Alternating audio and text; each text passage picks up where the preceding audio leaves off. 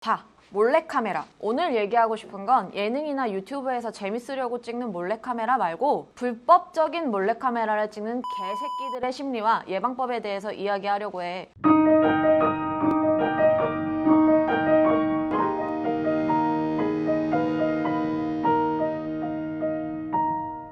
너 그거 알아? 2020년 데이터를 보면 애인이나 부부같이 친밀한 관계에서 촬영한 불법 촬영물의 비율이 44%래. 그리고 단순히 아는 사이인 경우가 38%, 아예 모르는 경우가 18%의 비율을 차지한다고 해. 결국 아는 사이에서 발생하는 불법 촬영물의 비율이 82%인 거지. 게다가 불법 촬영은 여러 가지 성범죄 유형 중에서도 75%로 재범률이 가장 높아. 그렇기 때문에 조금만 다른 관점에서 생각해보면 우리가 만날 남자나 여자들 중에 어떤 년놈이 쓰레기인지 아닌지를 확인하기가 힘들다는 거지. 일단 몰카를 찍는 심리에 대해 이해하려면 꼭 알아둬야 하는 개념이 있어. 바로 성도착증이야. 성도착증은 일반적인 자극에는 성적인 흥분을 잘 못 느끼거나 부족하다고 느껴. 그래서 일반적인 성적 자극 이상의 자극이나 전혀 다른 측면에서의 자극이 필요하단 말이지. 몰래카메라를 찍는 이유도 성적인 흥분을 주기 때문에 찍는 거고, 물론 이런 사람들을 변호하고 싶은 건 아니지만 이런 성도착증을 가진 사람들을 단순히 비난한다고 해서 재범률이 낮아지는 건 아니야. 그러니까 이들은 치료를 해야 하는 환자로 생각해야 돼. 불쌍한 년놈들이지. 그럼 왜 이 사람들은 정상적인 자극에는 흥분을 하지 못하는 걸까? 첫 번째로 이들 중에는 자신이 정상적인 성관계가 어렵다고 하는 경우가 있어. 혹시 영화 추격자 봤어? 여기서 하정우가 성불구로 나오잖아? 여자와 성관계를 하려 해도 몸이 말을 안 들으니까 여자 머리에 정을 내리찍을 때 느껴지는 그 쾌감을 성적 흥분으로 인식하는 거야. 몰래카메라도 마찬가지야. 만약 성에 대한 올바른 이해가 형성되기 이전인 어린 나이에 불법 촬영물을 접했다면 그때 흥분감을 느꼈고 이후에도 영상을 지속적으로 시청했다면 이런 것들이 누적되면서 일반적인 자극에는 반응을 하지 않을 수도 있는 거지. 두 번째는 이성들이 자신을 좋아하지 않을 거라는 생각 때문에 그럴 수도 있어. 좋아하는 이성에게 반복적으로 거절당한 경우, 타인에게 남성적 혹은 여성적 매력을 비난받은 경우, 이런 경우 스스로에 대한 자신감이 떨어져서 성도착증이 생길 수 있어. 세 번째는 트라우마로 인해 그럴 수도 있어. 예를 들어 어릴 적에 부모님한테 옷이 벗겨진 채 집 밖으로 쫓겨나는 체벌을 받았거나 학교 폭력으로 옷이 벗겨지는 일을 당했거나 이런 상황을 누군가에게 보여지게 되면 이게 트라우마로 남게 되는 거지. 그러면 성인이 된 이후에도 성행위를 위해 옷을 벗는 것에 수치심을 느끼게 되는 거야. 그래서 이런 원인들 때문에 성적 만족이 안 되고 성적 불만족을 해소하려고 몰래카메라를 찍는 거야. 이런 몰카충들은 당사자에게 이야기하는 경우도 있고 아닌 경우도 있어. 당사자에게 이야기하지 않은 경우 약점을 잡았다는 것에 만족감을 느끼기도 해. 미친 새끼들이야. 주변 사람들과 영상을 공유하고 당사자를 희화화시키는 거지. 그러다 당사자가 알게 되었을 때 느낄 수치심과 정식적 고통을 상상하는 것만으로도 우월감과 쾌락을 느끼는 거야. 몰래카메라의 문제는 영상에 유포될 우려가 있다는 점, 그리고 유포되지 않더라도 피해자가 극심한 정신질환을 겪게 된다는 점이야. 더 큰 문제는 다른 범죄와 다르게 피해자가 죄책감이나 자책을 심하게 한다는 거야. 게다가 사회적 시선 중에는 피해자를 비난하는 경우도 있어. 그렇다면 이런 몰카충들을 어떻게 하면 거를 수 있을까? 먼저 몇 가지 오해들을 짚고 넘어갈 거야.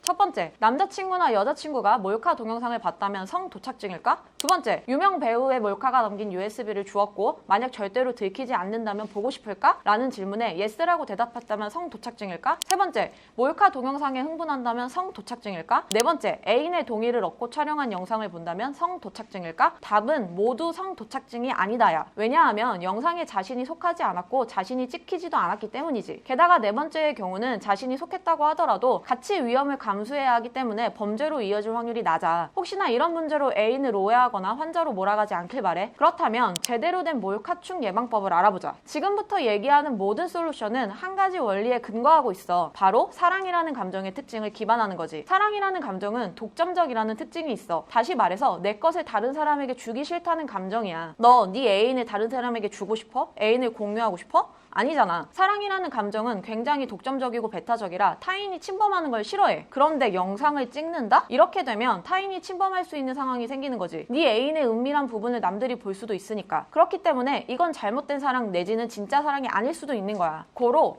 첫 번째, 너의 동의 없이 영상을 촬영하는 경우 거르는 게 좋아. 네가 애인과 관계 중에 애인이 말도 없이 핸드폰을 들이대면 성도착증일 수도 있어. 만약 분위기에 취해 영상을 찍게 되면 무조건 상대방도 그 영상에 들어가게 만들어. 할 수 있으면 네 핸드폰으로 영상을 같이 찍어둬. 그래야 유포에 대한 확률이 낮아지니까. 그리고 영상을 찍자는 남친의 제안에 네가 거절 의사를 밝혔는데도 반복적으로 널 설득하려고 하면 그것도 문제야. 특히 자존감이 낮은 남자라면 이 거절은 너의 의도와 상관없이 자신을 무시했다고 생각해. 생각해. 이런 경우 몰카를 찍을 확률이 더 높아지지. 두 번째, 무음 카메라 어플을 애인이 가지고 있는지 확인해봐. 앱스토어나 플레이스토어를 보면 정말 많은 무음 카메라 어플이 있어. 그렇기 때문에 그 앱의 이름을 알아두는 게 좋아. 요즘에 무음 카메라 어플을 사용하지 않는 경우도 많아. 어플의 코드를 수정해서 무음으로 사진이나 영상을 찍을 수 있거든? 그렇기 때문에 일반 카메라 어플을 이용해서 사진을 찍어봐. 이때 무음으로 사진이 찍힌다면 몰카충을 의심할 수도 있어. 물론 모두가 몰카충이라고 볼 수는 없어. 학생이나 취업을 준비하는 사람들 중에도 무음 카메라를 사용하는 경우가 있으니까. 도서관이나 스터디 카페에서 공부를 목적으로 타인에게 피해를 주지 않으려는 거지. 만약 네 애인이 취업이나 이직을 위해서 자주 도서관에 간다면 이 케이스는 제외해도 좋아. 세 번째, 상대의 성적 판타지를 우회해서 물어보는 거야. 예를 들어 남자 2명에 여자 1명 가능하냐? 근데 그 여자 1명이 여자친구고 여자친구가 원한다면 어떠냐? 라고 물어봤을 때 가능할 것 같다고 하면 몰카충이 아니더라도 성도착증을 의심해 볼 수 있어. 왜? 사랑은 독점적이고 배타적이니까. 요즘은 커플끼리 할 수 있는 19금 보드게임이 많아. 앱 중에는 두근두근 보드게임이라는 어플도 있고 오프라인에 파는 SG 플레이카드나 19금 보드게임 같은 것도 있어. 여기서 성적 취향에 대해 묻는 질문이 있거든? 이때 확장해서 물어보는 것도 좋아. 만약 대화로 이끌고 싶다면 자기야, 내 친구가 어떤 남자를 사귀었는데 이 남자가 내 친구한테 이렇게 말했대. 자기는 사실 정상적인 관계로는 흥분이 안 된다고. 그러면서 잠자리에 적극적이지 않고 친구가 분위기를 잡아도 피했다고 그러더라고. 그래서 친구가 그럼 도대체 네 취향이 뭐야? 라고 물어보니까 자기는 3플레이를 하는 걸 흥분한다고. 대박이지? 뭐 이런 사람이 있다고는 들어봤는데 오빠는 이런 취향 어떻게 생각해? 이런 식으로 말해봐. 알겠지? 네 번째, 집착이 심한 경우야. 집착이 심한 경우 자존감이 낮은 경우가 많아. 자존감이 낮은 남자의 경우엔 상대가 얼마나 자기를 사랑하는지 시험하기 위해서 영상을 요구하는 경우도 발생해. 자기야, 날 사랑하면 자기 위로 영상 보내줘. 나도 자기 없는 동안 그 영상 보면서 즐기고 싶어. 내 생각하면서 영상 찍어. 그리고 영상에 대고 네가 얼마나 흥분했는지 보여줘. 이런 식으로. 근데 집착이 심한 남자들은 나중에 이별했을 때가 더 문제야. 이런 남자들은 상대와 헤어진 이유가 자신을 무시한다거나 자기를 만만하게 봤다는 쪽으로 해석하거든? 그래서 보복 심리가 생기고 보복성으로 리벤지 영상을 유포하는 개 같은 경우가 생겨. 이걸 방지하기 위해선 연애를 하기 전에 미리 집착이 심한 편인지를 대놓고 물어보는 것도 하나의 방법이야. 다섯 번째, 과시욕이 강한 사람이야. 과시욕이 강한 사람의 경우 오히려 낮은 자존감을 갖는 경우가 많아. 과시욕은 내가 다른 사람에 비해 우월하다는 걸 드러내고 싶은 거거든? 이런 경우 이성을 사랑의 대상이라고 보기보단 일종의 전리품이라고 생각하는 경우가 있어. 그래서 애인에게 사랑을 비밀로 영상을 요구해. 아마 첫 시작은 부담이 적은 폰잭스로 시작할 거야. 자기야, 나 자기랑 하고 싶은데 내 옆에 없어서 아쉬운데 나 너무 하고 싶거든? 우리 폰잭스 하자. 이렇게 조금 더 가면 카메라가 내 얼굴이라고 생각하고 얼굴 보이게 자기 위로 영상 찍어서 보내줘. 이렇게 이야기할 거야. 물론 이 남자도 자기 영상을 보내줄 수도 있어. 하지만 수위는 점차 올라갈 거야. 자기 위로 하면서 오빠 사랑해, 난 오빠 거야 라고 말해. 그러다가 수위가 더 높아지면 잠자리를 할 때 이런 식으로도 이야기를 할 거야. 너와 잠자리 나누는 걸 추억하고 싶어서 같이 영상 찍고 싶어. 영상 찍자. 과시욕이 강한 사람이 이런 영상을 돌려보는 이유는 자신이 얼마나 우월한 사람인지를 보여주려는 심리이지. 여섯 번째,